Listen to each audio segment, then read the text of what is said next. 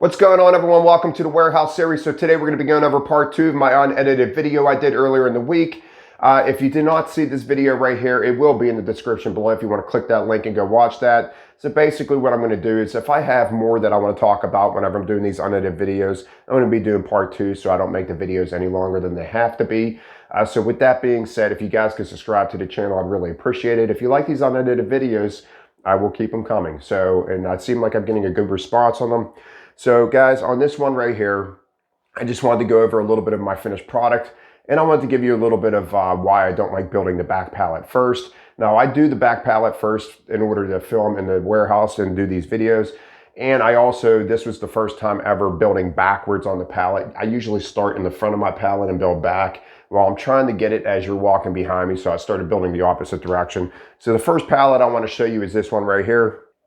Once again, if you did not watch that video, or if you missed me say it, I had a 2-pallet order, but I was forcing myself to build on the front pallet because I wanted you to be able to see me build the whole way through the video and not have the video 45 minutes. So I wanted to build as much on this pallet as possible.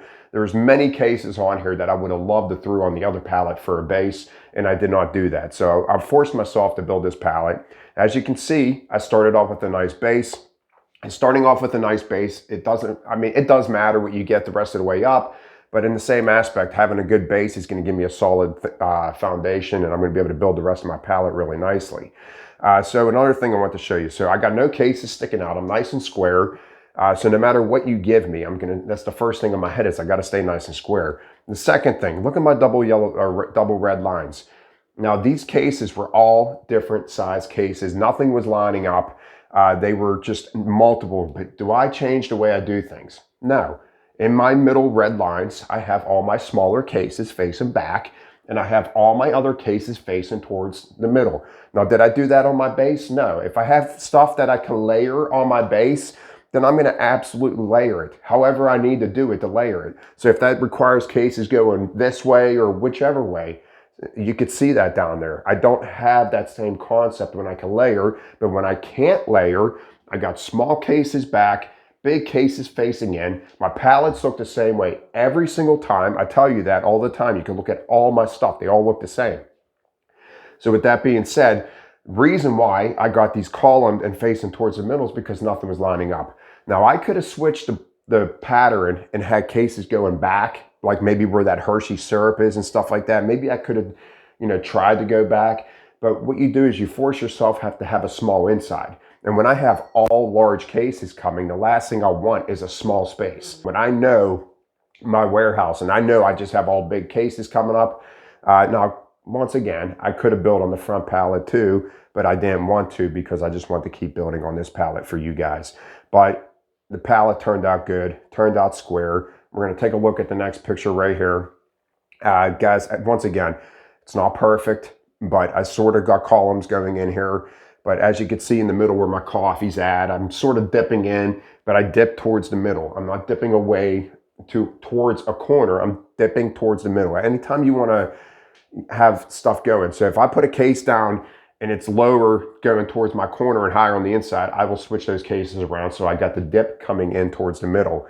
But once again, the white lines are just showing you the side of my pallet, showing you that not beautiful, not the perfect thing, but if you could see if I would have turned any of these cases inwards, I'm going to create myself a small space to put a case that's obviously not going to fit, and it's going to force me to put something on its side that probably doesn't need to be on its side. And I think that's why a lot of people do that, is because they got that mindset that I have to switch the block. I have to change this up. I have to try to tie this in. No, not really. You really don't. If you have a solid base, then you could do what I showed you on that first picture. All right, guys, so now I want to show you the front pallet. This is what the front pallet turned out to be. It actually turned out really well. The white lines, I'm showing you something here. All right, I'm showing you that I do get level throughout this pallet. But do I automatically switch the block? No, I do not. I always try to maintain levelness to give me that option of switching the block and tying in easier. Now, I did tie in a little bit with the Prego in that middle one there. And also I tied in a little bit with the other, but you could see the same concept. Even though I make level, I just do the same thing.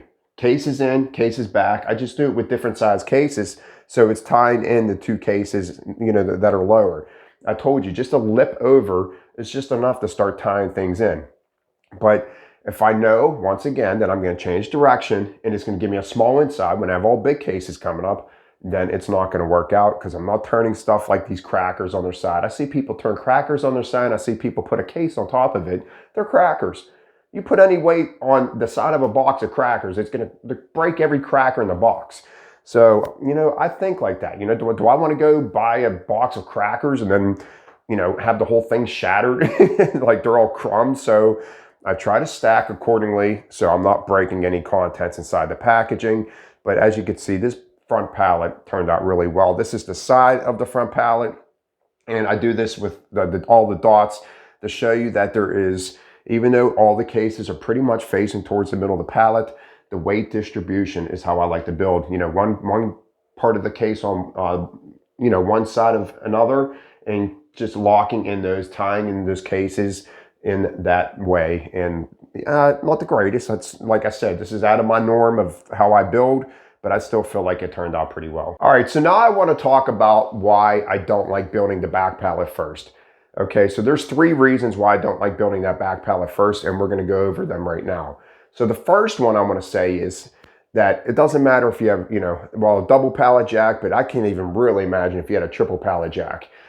So the further you get back on your forks, it's like anything. I don't care if you're a truck towing multiple cars, the tractor trailers that tow multiple things. Whatever the back one is going to be the waviest. It's going to be the one that has the less stability, because everything that's up against the jack, everything that's up against the truck is going to be more secure. It's going to be it's going to have more stability. I hope that makes sense. But the further you go back on the forks, the more of this you're going to get. And that's what I was experiencing whenever I built that back pallet. It had a lot of weight on it. It just kept moving around. And you have more of a tendency of probably trying to drop stuff whenever it's building that back pallet. So that's one reason. The second reason is correlating to what I just said, is that I had to keep stop and wrapping. I think I stopped and wrapped that pallet 4 times as I was building it up, because it was all weight, and I just, it moved a lot. Every time I hit that throttle, your back pallet shifts a heck of a lot more than your front pallet does. So when you're building that back pallet, you're going to get a lot more movement. You're going to have to wrap more, which I found myself doing 4 times. So I wasted time wrapping that pallet. I barely ever wrap my pallets when I'm selecting. Every once in a blue moon when I do get an order like that, but it'll be on my front pallet and it's not as bad. All right, and the third reason that I don't like building on that is because right here, I'm showing you my back pallet. That's the back pallet I selected in the video. And you give yourself limited space down here to select. So, I told you that I don't mind being a hair off the back of the pallet. Well, if I have a barrier here and a barrier here, there's no room for air. There's no room to squeeze a case into a slot that could fit there, but you can't even move the product a hair because you got 2 ends. So there's nowhere to move the cases to. And I'm going to show you a prime example that happened on this order, and that's this right here. These Pregos, they really stink to stack. They're anytime you could get 2 Pregos next to each other, you want to do it. But as you can see right here, I could not do it.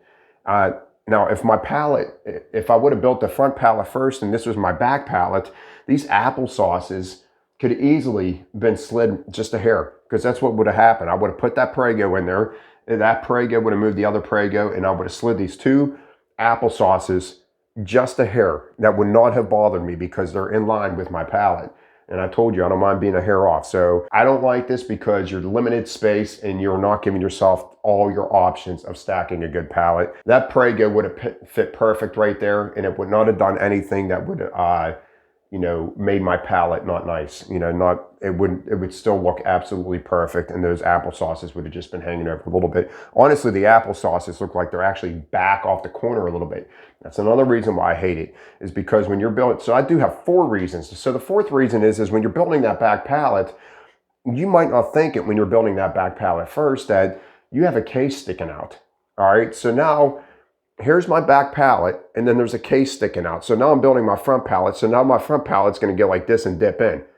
And now you have you know what I mean? It's like So if you're not building your pallet, your back pallet nice and square, you have an opportunity for that for a case to be sticking out, and now you have to build your front pallet accordingly to that wave that you have in your back pallet. So 4 reasons that I don't like. I probably could come up with some more if I keep thinking about it, but those are the main ones. Guys, that's it for today. If you agree or disagree with me, leave it in the comment section below on building your back pallet first. I like to build my front pallet. Personal preference, I guess, but I hope I gave some good reasons why building that back pallet first is not a good thing to do. So I will talk to you guys next time. I subscribe to the channel, Discord, link below. Guys, leave comments, give me thumbs up. Keep supporting my channel. I appreciate everybody. I'll see you guys next time. Have a great day.